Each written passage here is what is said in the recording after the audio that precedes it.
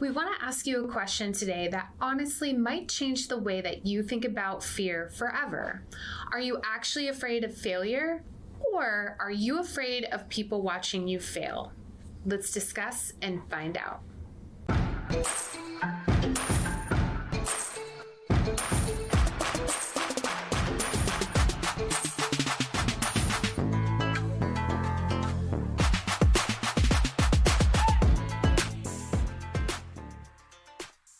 Hey, lady bosses, are you working even after putting the kids to bed but still not getting results? Are you tired of spending money on ads that aren't getting engagement? Do you feel burdened that you aren't fulfilling your purpose in life because you are so consumed with work?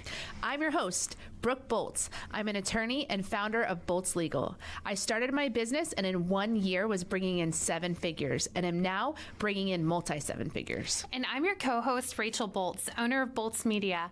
I've helped many businesses build their online presence and increase their revenue through digital marketing. Want to hear how we did it? We are here to help you achieve your goals personally, professionally, and spiritually. So kick off your high heels, sit back, and let's ignite that passion. We're Miss Biz, where we're putting the Miss in biz. Let's get biz done. Imagine you lived completely alone on an isolated island. No social media, no audience, no family expectations, no coworkers, and no competitors. And on that island, you tried something and failed. Would it devastate you the same way as if you had failed in your current life? Would you lose sleep? Would you feel embarrassed? Would you spiral emotionally? Or would it most likely just feel like, well, that didn't work? I think for many people, the pain isn't failure itself. It's humiliation, perception, the fear of looking foolish, the fear of disappointing people, the fear of becoming a story other people talk about. And honestly, I think many people are not living their lives. They're managing their image. I love this week's episode. You know, we've talked previously about kind of the core elements we've learned from Unblinded, the Unblinded coaching program, and they talk about how fear of failure and fear of rejection are two of our biggest fears, and pretty much every decision that we make can be influenced by those two fears. And for me, when thinking about failing, like if you're a type A personality and you like to accomplish things and you're a real go-getter, I think failing is going to make you feel bad. I recently lost a battle to some plants and this big planter I had put together on Amazon, and boy, it really irritated me because I had it set in my mind like I'm gonna do this, and I did eventually figure it out. But had somebody else been there, or had, you know, people been involved in that process and seeing me struggle and break things, like busted a hole through my screen enclosure. I mean, it was bad. It was really bad. There was dirt everywhere. But I would have been so much more embarrassed if somebody had actually seen, like if the animals outside could talk about what I was doing on my porch, I would be super embarrassed. So I think this is a great perspective shift on just the way that you interpret failure. Well, sometimes it's easier to see it in your kids than it is to see in your own life. And as I was working on this episode, I was thinking about my daughter who's in 8th grade recently. She and her friend went to the 8th grade dance, and we were, you know, a little late, maybe 15 or 20 minutes late. And when they arrived, the whole 8th grade was already in position to take a group photo. And so as my daughter and her friend are walking towards the dance, they're all going, hurry up, come get with us in the picture so we can take a group photo. And when they got in the car, that was the first thing he told me. It was so embarrassing. Everybody was already there and they're all looking at us as we're, you know, and we're running and trying to get in line. And like, it was like mortifying that the whole 8th grade was watching them walk towards the group. And in my mind, I'm like, girls, like, it's not that big a deal. Yeah. You know, like, but for them, it's different. It was huge. Yeah. It was huge. They talked about it for the whole ride home, how mortified they were that they had to walk and then run in front of the whole 8th grade.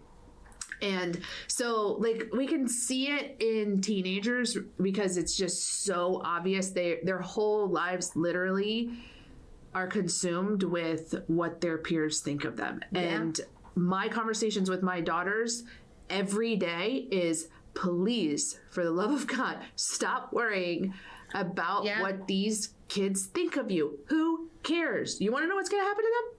The popular ones? You want to know what happened to the popular boys that I went to school with? Yeah. They're still working at the surf shop. Mm-hmm. You know, they're still doing the same things they did in high school. Yeah. So stop living your life to try to impress these kids. And it's just like in one ear and out the other. But then what I don't look at is, how am I doing the same thing in my own life? Right. It's not the kids in school anymore, but it's maybe all the other people who are looking at me, both in person, both in business, both in professional or personal life, and online now. Mm-hmm. So, anyways, I digress. But you're absolutely right. I mean, even that fear of what people think can really influence us. And it's a great point. Like, this is something that most of us have been dealing with since we were children, and it's still impacting us today. But the good news is there's still time to change, and awareness is key. Finding guests for a podcast can be difficult sometimes, so Brooke and I wanted to let you guys know that we are available to appear on your podcast. We also enjoy speaking at events, so if you have an event coming up, these jingles can go on the road. Simply go to missbiz.com/contact, and in the subject line, write podcast guest or event speaker, and we'll reach out to you to further coordinate. So, you know, when your identity becomes tied to how other people perceive you, you stop making decisions based on that purpose, and you start making decisions based on optics.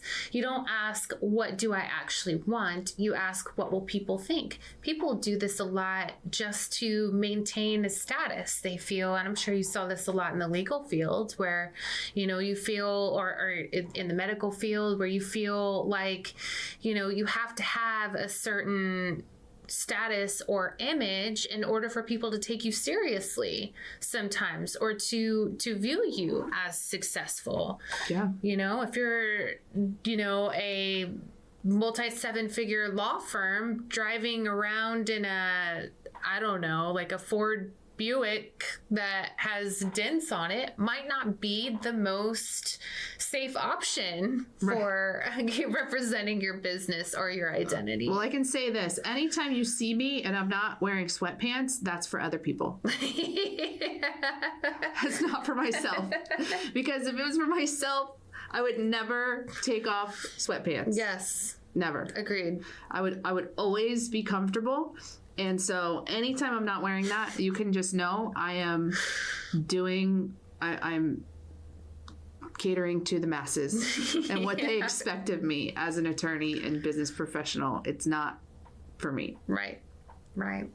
So the question, it quietly controls a shocking number of life when you start asking yourself, what will people think? People stay in careers because that they hate because of the image. They stay in relationships because of the image. They don't speak publicly because of the image. They don't pursue callings because of that image. Not because failure would kill them, but because public embarrassment feels emotionally unbearable. And social media has actually made this dramatically worse, because now failure isn't private anymore. Even things that you post for your business. I mean, I remember when we first started doing Miss Biz, there were people on YouTube that would get in there and say not so kind things about us. So there really is a level of vulnerability that exists today that wasn't even present years ago. Right. And that's because failure isn't private anymore. Years ago, you could fail quietly, but now when people fail, they fail publicly in real time. Think about the scandal that happened with the multi-million-dollar guy who went to the Coldplay concert. And I mean, that was a failure, but that went viral. Absolutely viral. Yeah, within like minutes. Yes. The whole world knew of his affair in minutes. Yeah. So, businesses, when they close publicly. Relationships collapse, that's public as well. Opinions get attacked publicly, and mistakes get archived permanently. So we live in a culture now where people don't just experience pain, they experience audience pain. And psychologically, humans are deeply wired to fear social rejection. Public embarrassment still triggers deep nervous system fear. That's why public speaking is the greatest fear, because they don't want to fail in front of people. Mm-hmm. So posting online can feel terrifying. Launching something new can feel terrifying. Speaking publicly can be scary. And it's not because of the actual task. It's because of the judgment that we imagine will come. Right. So one of the most interesting examples of this mindset shift recently came from an interview I watched of Hunter Biden. And he talked about his addiction. He called himself a crackhead. He admitted to being a crackhead for a period of his life. He talked about how humiliating it was that they pulled up publicly naked pictures of him with a crack pipe in his mouth with like prostitutes surrounding him. I mean, that was public. It was in the news. It's crazy. And then they got a hold of his laptop, and there was the whole laptop scandal issue. And you imagine the things that you hold on your private computer, and that everything you ever were ashamed of, now the whole world is seeing. And so every private message that he thought he was sending privately now is exposed to the media outlets of the world. And so he has this major, humiliation. I can't even imagine a greater humiliation than what Hunter Biden went through. But what stood out to me was that once someone has experienced that extreme public humiliation, fear starts to lose its power. Yeah, no, that's true. And because what he kept saying is that I have no fear anymore. Yeah. It's all out there. Like, everybody knows the horrible I don't think you can things. top that. Yeah. Everything that I've ever done, everybody knows. And so now I can live freely because I don't have to worry about what they're going to think or whatever now, because it's already known. Mm-hmm. That's a great point. So, when stuff like that happens, that doesn't mean that the experience, I'm sure for him, it doesn't mean that the experience wasn't painful, but that freedom can happen when the thing you feared most finally happens and you survive it. Yeah, go ahead. Sorry. I experienced a measure of this myself with my cancer journey, because as a woman, your physical appearance is an important part of your identity. And when my forehead and eyebrow and head area was just a hot mess, I just got to the place where I stopped caring about my appearance, because it's like, I'm not going to look good anyways. I got a tube attached to my head, or I've got a huge skin graft covering half of my head, and it's just like, whatever, And so I stopped buying a lot of clothing. I did not care about how I looked. And and went into, I just want to be in sweatpants all the time. And there's a comfort level there, like just being comfortable wearing that, but also I just didn't care anymore. You can even look back at our episodes. If you look back at our early Miss Biz episodes, you can see that I'm wearing nice clothing every single episode. Mm-hmm. And then you look at what happened when I started with the cancer journey, and now most of the time I'm wearing like a t-shirt. Like I just don't care anymore. And so that was some, I experienced a measure of this, in that when the worst thing happens, now you don't have to fear it. Yeah. And not to say that my experience was the worst thing, because there's a lot of worse things that happen to a lot of people. But for me, it was definitely traumatic. Yeah. Do you love the Miss Biz podcast? Because we love you. Here's 3 things you can do to show your support. 1, write us a review. Apple, Spotify, and Google My Business are the best platforms to write a review. 2, follow us on social media. Our handle is @MissBizPodcast. 3, join our Facebook group, Miss Biz Nation, for exclusive content and behind-the-scenes footage.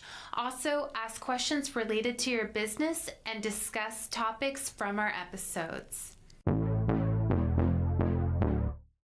And, for some of the boldest business owners, they're not people who never failed. They're people who have already failed publicly and realized it didn't destroy them.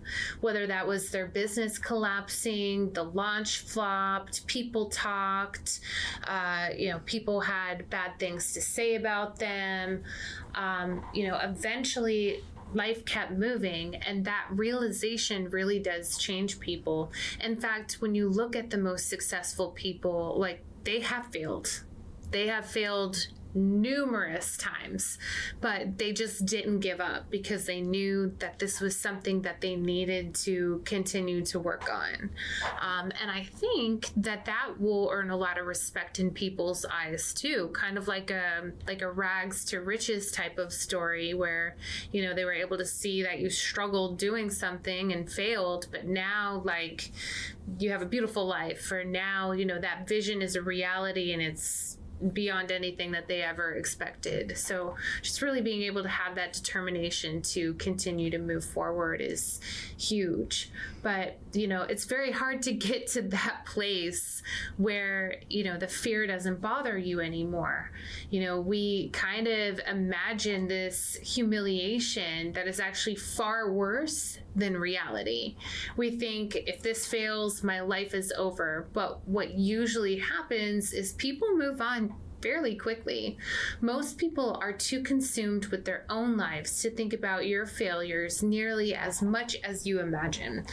And I'm highly convinced for the majority of people today, you're going to be harder on yourself than anybody else will be on you. So that's something to keep in mind of is people aren't watching your life the way that you're watching your life. The way that you're watching your life is the way that they're watching their life. And that's one of the biggest psychological illusions we live under. We think everybody is watching us constantly, but most people are thinking about themselves. And honestly, some of the people judging you publicly today will privately respect you tomorrow for having the courage that they never did. Because deep down, people admire action. So if we go back to the 8th grade dance example and we think about what my daughter and her friend in their mind thought that everybody was thinking, like they thought they were thinking, oh, these girls are late, look at them, look at their dress, look at their shoes, they look so silly. But in reality, what were the 8th graders really thinking? Like, just hurry up so we can take a picture. Yeah. Come on, I want to eat, or I want to go dance with nobody so-and-so. was analyzing what they looked like. Nobody was like, it was, and then as soon as it was over, the rest of that group of 8th graders never thought about it again. Mm-hmm. Nobody thought about it again. They couldn't have cared that they showed up 15 minutes late. Right. But in their minds, the girls' minds, it was this big ordeal. And so it's just an example of how our belief of what people are thinking is not true. Yes. We conjure up in our mind that we're going to be humiliated because they're going to think all these things. And in reality, they're not thinking those things. Yeah. And so we can't let it keep us back from doing things that we feel led or called to do because we think somebody else is going to think something. Yeah. Most of the time, that's just not even true. They're never going to think that. We just think they are. Yeah. It's a very, very unstable way of living, because image itself is unstable. One viral moment can build it. The other viral moment can damage it. There was a guy he's on TikTok. I forget his name, James something. He's an influencer, and he made one video about Spirit Airline employee who reached out to him for money, and he kind of dogged her for reaching out to him for money. And the reaction, I mean, he is currently the most unfollowed person on TikTok. It's huge because this girl lost everything and he's got a ton of money, but I can see his perspective too. He's she's not even following me, she's not a fan, or I don't even know this person. And when you have money, people are always asking you for money. And he made one video of it and then became the most unfollowed person on TikTok. It's pretty crazy. That is a really good example that your popularity can be gone in a moment. Mm-hmm. It can come in a moment. You can do one thing that gets you huge notoriety, but then it can be gone the next day. Mm-hmm. So that's why emotionally healthy people build their identity deeper than public perception, because otherwise your peace becomes dependent on applause, and applause is inconsistent.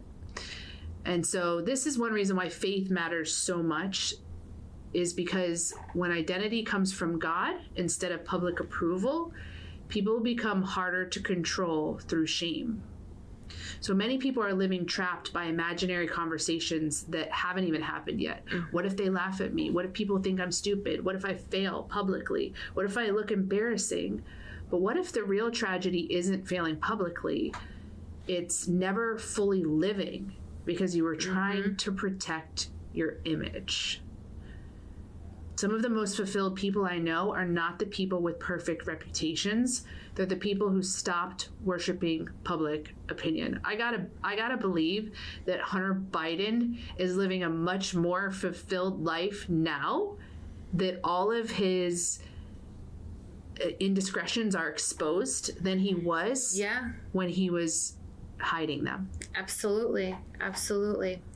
And, honestly, I think this is one of the reasons children often move more boldly than adults.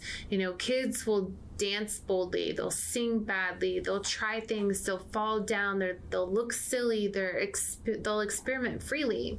But then adults, we become image managers. We stop playing, we stop taking risks, we stop trying. And it's not because we lost the ability, but we are hyper aware of judgment.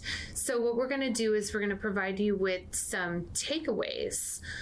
So first, ask yourself, and honestly, am I avoiding this because I fear failure or because I feel embarrassed? Because those are two different problems. Fear teaches, embarrassment attacks.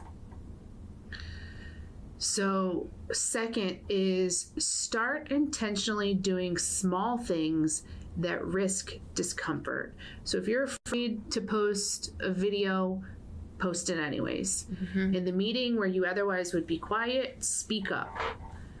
Launch even if it's not perfect. Try the new thing, because confidence is built through exposure to discomfort, not avoidance of it. So you have to, my sister one time said she wanted to do something every day that made her, that she was scared of. And so she did that for a year. Every day she did something that she was afraid of. Like that. Yeah. And that's challenging. That's growth though, is to say, I know this is scary and I'm going to do it anyways. Absolutely. Have you ever heard there's a saying, do it scared? No, I haven't heard that. I like that though. So third is to stop treating public perception like permanent reality. People do forget, and I think that we forget to be reminded of that. News cycles move, algorithms move, life moves. Your embarrassing moment probably feels much bigger to you than everybody else. And fourth is build an identity deeper than achievement or image. Because if your worth depends on public approval, fear will always control you. Yeah. So realize that courage often comes after humiliation, not before it. Many fearless people are not fearless because life was easy. They're fearless because they've already survived what they thought would destroy them in the first place. And once you survive that, you realize something powerful. You can live through far more than your fear tells you. We appreciate you and are honored to be on this journey with you. We can't wait to help you, to encourage you, and show you how to grow personally, professionally, and spiritually. If you found Miss Biz helpful, please leave a review and share with others. You can follow us on social media at Miss Biz Podcast. For legal questions or services, please visit boltzlegal.com. And for digital marketing needs, please visit boltzmedia.com. Let's get biz done.